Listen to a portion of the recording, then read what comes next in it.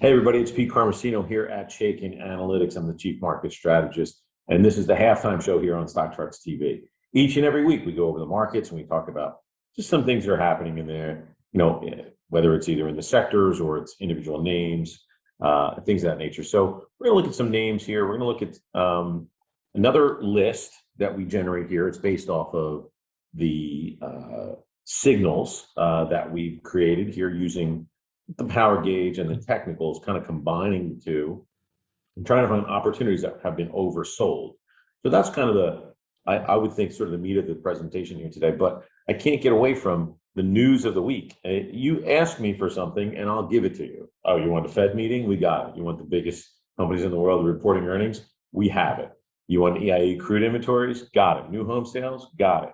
So point being is it's very, very busy this week. And just the beginning. How about a NASDAQ rebalance? Yep, did that today. So not a lot of that has really kind of played into the market at all. What I mean that by a volatility, I think a lot of us expected it to be a little bit more volatile. Although the NASDAQ is up not even 0.25%, the Dow is rallying pretty big, up about 190 or so. It's about 0.5% for the Dow. It's not bad considering some of the events that are going to be taking place this week.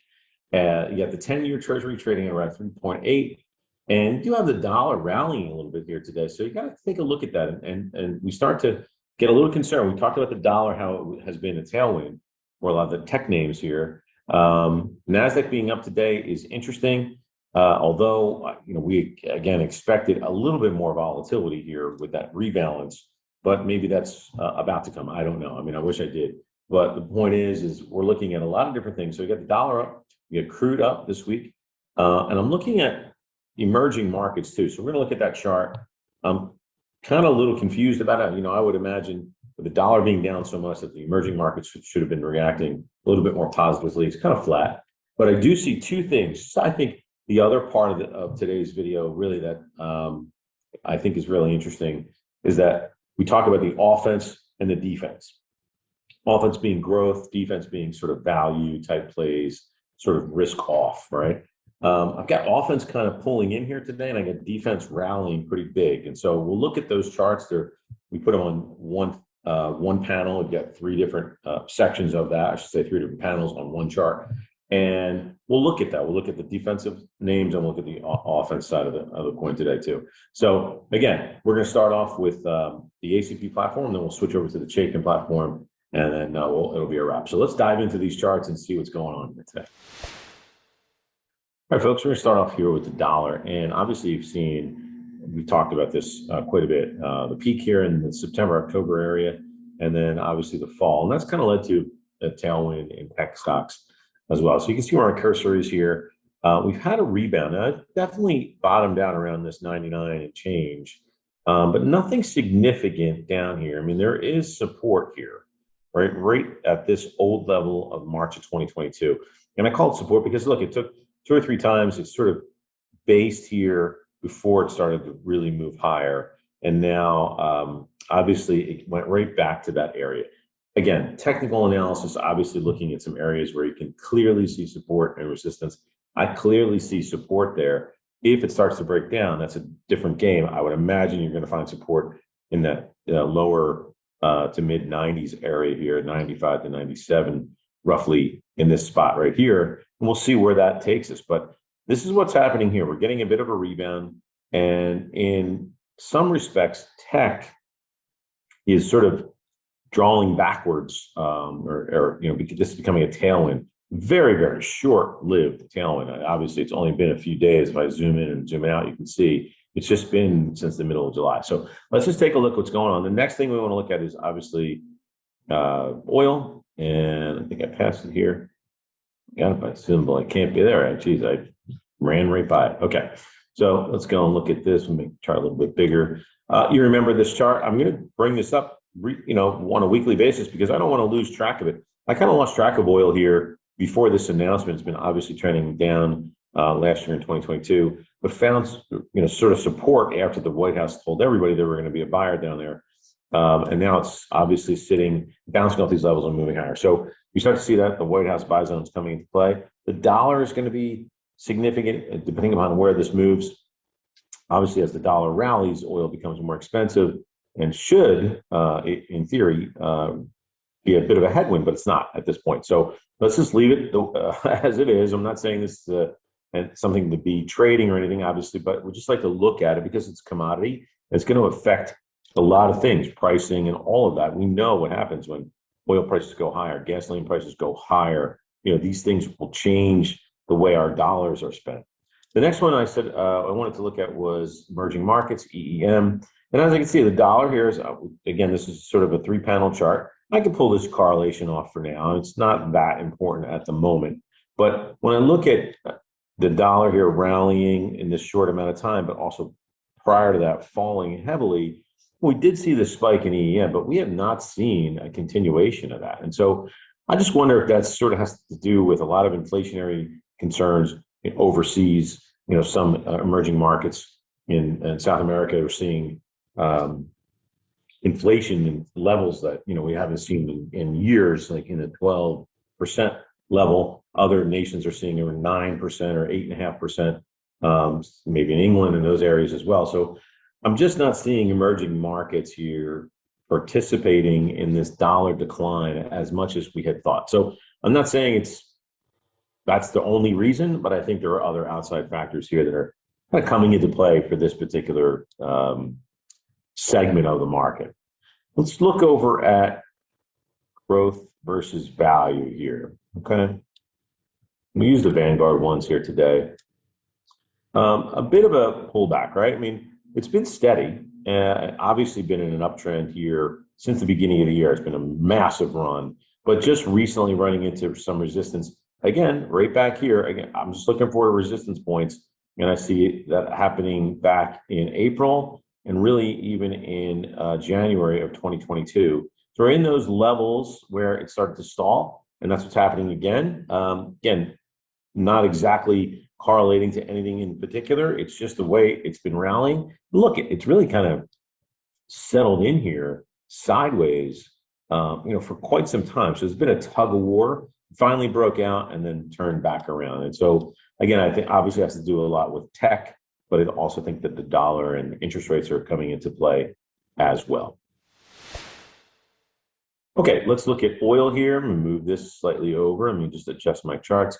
I get XLE versus the SPY. That's the ratio chart down here. We talked about it breaking down, but really the sector itself has not. I'm just going to zoom in a little bit here. It's really found support on the XLE. This is the XLE, the Spider Sector ETF, support around that 75 level, and really resistance right around where it is right now, around that 86, 85 to 86 level as well. If it breaks above there, I would imagine we'll see the ratio chart start to move. It just depends on what the S&P does on this specific ratio. That doesn't mean this isn't going to go higher if this ratio is going low. So you see, we can move in different directions on ratio charts, but it's not typical.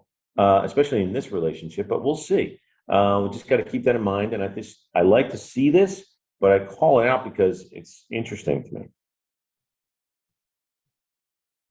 Okay, this is the offense side of the field, right? We know this to be technology up top.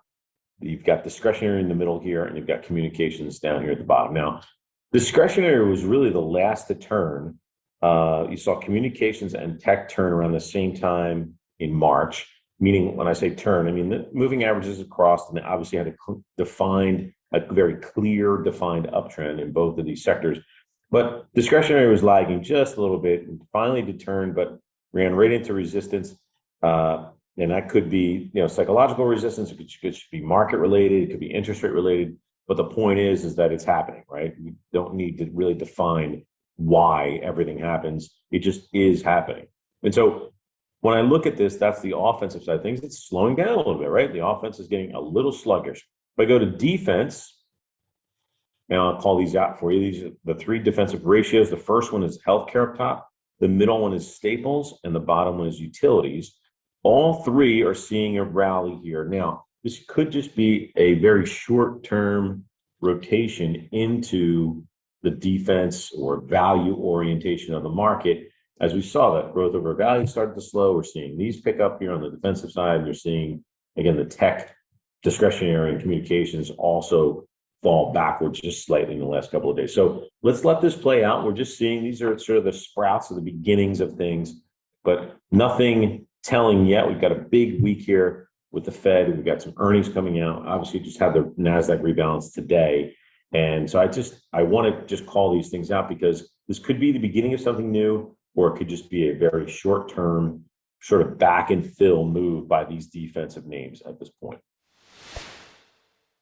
Okay, I forgot to call this out in the beginning of the video, but I wanted to bring your attention to EWZ. Now, this had faked me out a couple times. I was looking at EWZ back here in August, I guess about a year ago today almost, although it's not August, it's July, but August is around the corner here.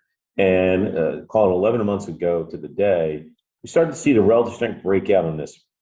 And obviously this has been an interesting dynamic, but it's really not moved anywhere. Now, I've obviously pulled back to about 24, 25, and now rallied up here to 33, but I am seeing pretty decent money flow, good relative strength. I just wanted to call it out. I'd add this to a watch list just to kind of see what's going on. But it looks like, the Brazil ETF is kind of interesting. The other one in there is EWZS, which is the small cap on the Brazil side. This is also very, very interesting, maybe a little bit more of a dramatic move, but relative strength did change. Our rating changed on the ETF. It's been back and forth here, but this level is really been a tough resistance area, this 15 to 15 and a half. It's kind of bumping up into it right now today as I film, up 1.66% at 1534. Again, I'd add these two to your watch list of names to kind of take a look at. We talked about a special list here, oversold buys. And the reason I'm putting these in is I wanted to kind of look at just some names that have had a very strong run with everything adding up, right? You've got from the bottom up, the rating looks good, relative strength broke out, money flow broke out, but it's just recently pulled back. Now, I just showed you that a lot of tech names on the offense side of the fence, or side of the ball, I should say, has pulled back a little bit. And that would be like a name like Dell, right? So you see the big run here, it's pulled back, it's oversold, it's setting up as an oversold buy, but you don't want to do things into earnings. Now, earnings here aren't for another month or so, all the way at the end of August. But, you've got, look at this steel name like Nucor, same kind of setup, and rallied, pulled back. We're not there yet, right? We're just not there on the relative strength. Let's look at PAG, which is Penske Automotive. We talked about car dealers in the last couple of segments here on the halftime show. But look at this rally, the pullback. Everything's kind of setting up here, but just be careful. You got earnings this week. You just got to be careful during earnings week. Again, these are names to watch. Add them to your list to watch. How about another one in healthcare here? What a rally this has had since February, from 56 all the way up to as high as about 77, more than that, over 80, almost 85. And then an abrupt pullback to the current levels of $77 where it is today. Everything's set up. We're a little weak on the money flow, but we got a strong stock and a strong group. But there are some names here. Take a look at some of these symbols. Just watch them, like GM coming out tomorrow morning. Not something you want to take into earnings. Again, I don't like trading into earnings. I never did. Some of these things could just be, just very whipsaw and very volatile during this time. It's just not worth it. I'd let it play out and see what happens after earnings, not before. But it's nice to watch these and add them to your watch list. Just don't have to act on everything you see. All right, folks, that's all we have here today for the halftime show. Again, thanks for tuning in. I'm Pete Carmasino. Follow me on Twitter at Pete Carmasino. You can see the link down there in the bottom. You'll see where my link to Twitter is in there. I put out some interesting notes there. I think you'd appreciate some of the things there. Again, follow me there, and also give me a like here on YouTube. I really appreciate it. Thanks for tuning into the halftime show. We'll see you next week. Take care.